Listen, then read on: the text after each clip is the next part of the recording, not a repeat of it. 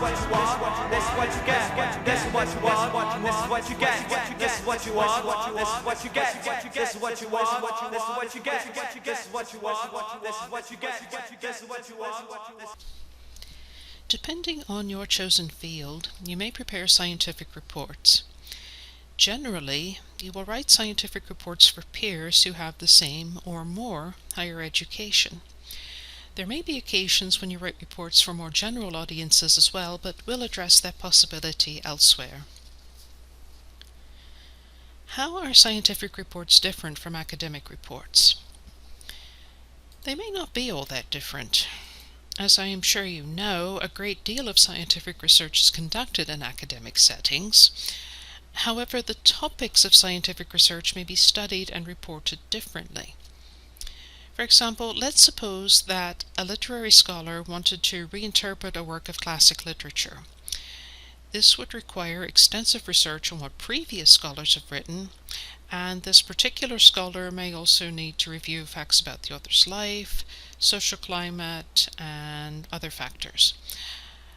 While scientific research also requires a scholar to examine previous literature published about the topic, the researcher also needs to generate new data and explain its meaning.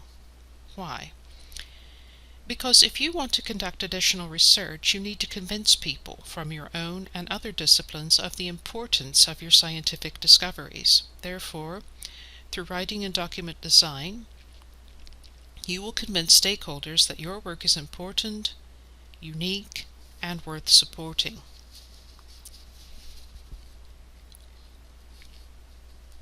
You will frequently conduct research as part of a team. Eventually you may become a team leader or principal investigator.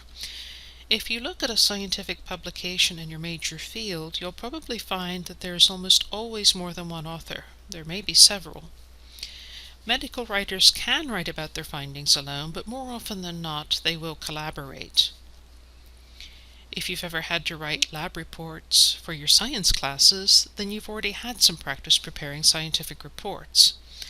As you might have already guessed, there's more to it than just reporting what you did. You'll need to synthesize information from primary and secondary sources, with clear explanations of how they are relevant to your own research. You'll also need to explain how and why your research contributes to the scientific body of knowledge. Whether you're writing a scientific paper, a technical briefing, or a presentation, your purpose is the same. You are conveying new knowledge. So, as always, you should think constantly about your readers. Ask yourself the basic questions, such as what you want your readers to know, what you want them to do with the information you've provided, and what outcome you desire. Awareness of your audience will help you determine how much background information is necessary. You're trying to bridge the gap between what you know and what the readers know. You must take care to present issues in a concise but technically accurate manner. As I mentioned earlier, scientific research is usually a team effort, and you may have different team members writing different sections of the document. If that is the case, a single editor can smooth the transitions and reconcile differences in writing styles. You want the document to have one voice, that is, it shouldn't be obvious that different people wrote at different times. A single editor can also ensure the document is well organized and easily accessible. As with websites, you don't want to make your readers hunt for information, because they won't.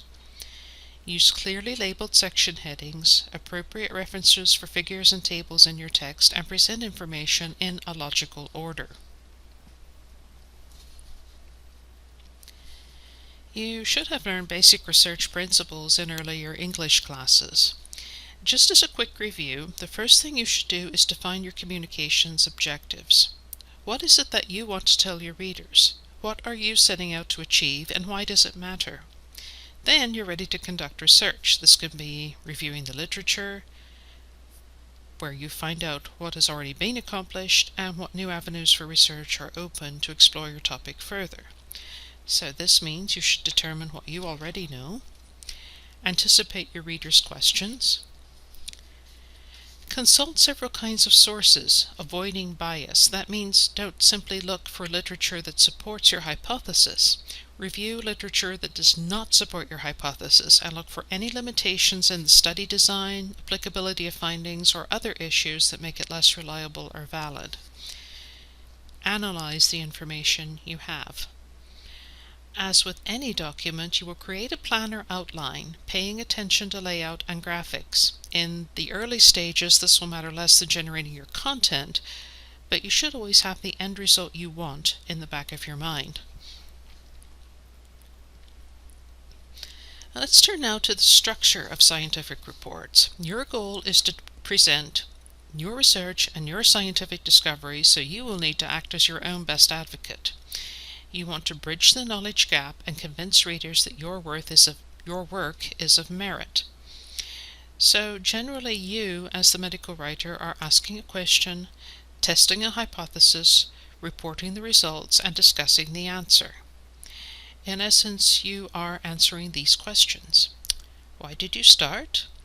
What did you do? What did you find? What does it mean?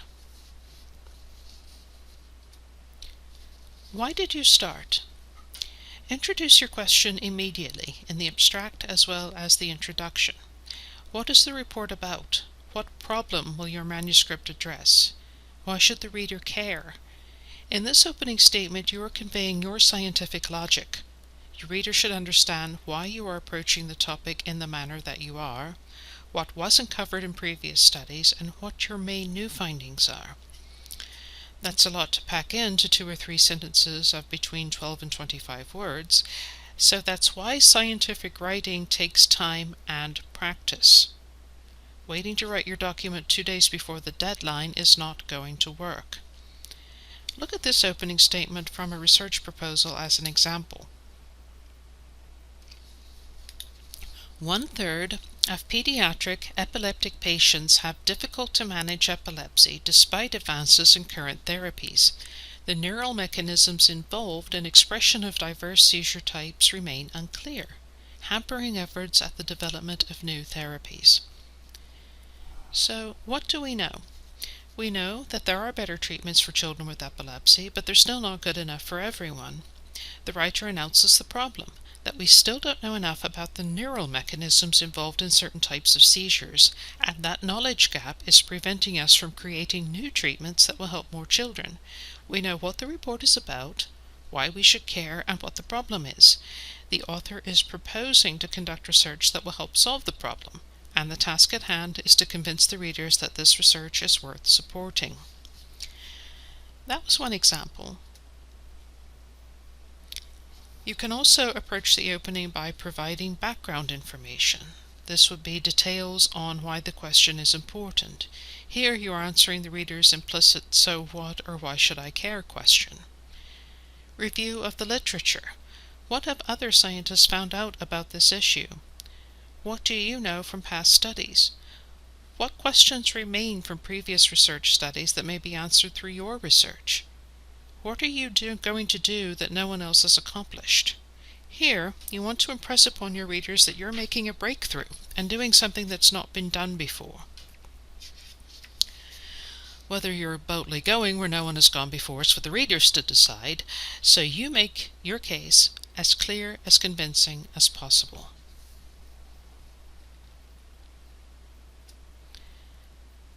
Once you've established why you started conducting this research, you'll need to tell the readers exactly what you did to answer the research question and why you did it.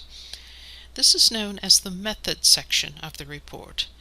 Depending on what it is you did, your method section may include any or all of the following: sample size, study design, data collection methods, data analysis techniques. Now bear in mind that a reader should be able to follow exactly what you did to conduct your research, step by step.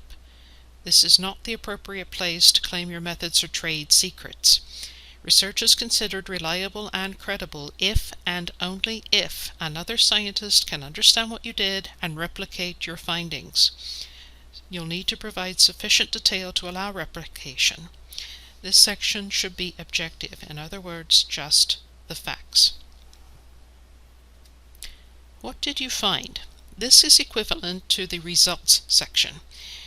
You would provide your data as well as any statistical analyses you conducted. This section should also be objective. Save interpretation for the discussion. Ethical consideration. Do not fudge your data or try to present it in a misleading way. Remain objective. If your results were not as you hoped or expected, they are still your results. Be sure that you include all the results and that you discuss them in the conclusion.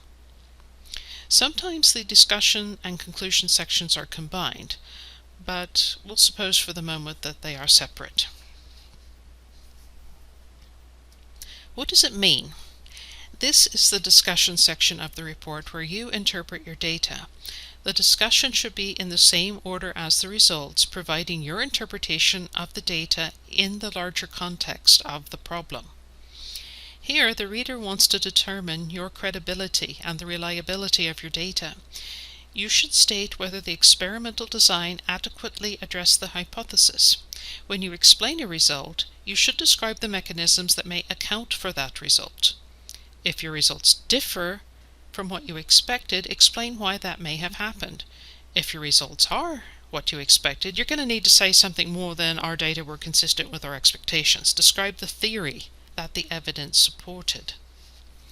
So your discussion then should answer these questions. Do your results confirm past findings, or do they call past findings into question? You should also provide possible explanations for this, including alternative explanations for results.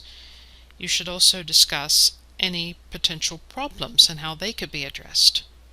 This adds to your credibility because it shows the reader you are capable of criticizing yourself effectively and looking for other possible explanations, experiments, etc. What do you know now that the previous literature didn't tell you? Avoid making statements not supported by your data. Relate your work to the findings of other studies that you or others have done.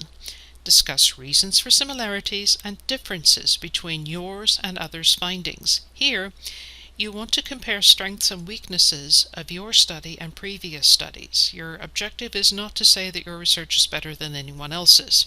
It is to help the reader know where this research came from, where it is now, and where it might go next. What do your findings mean for future research? What new questions have been raised for future research? In the conclusion, you should reiterate the significance of the study and its potential impact on the field. The last paragraph is the most important because it's your final chance to impress your readers. You can speculate about future directions your research could take and interesting next steps. Do this carefully. Don't go beyond what you have the evidence to support. Let your readers make up their own minds. They're going to do that anyway, and pushing them to do something else will only backfire.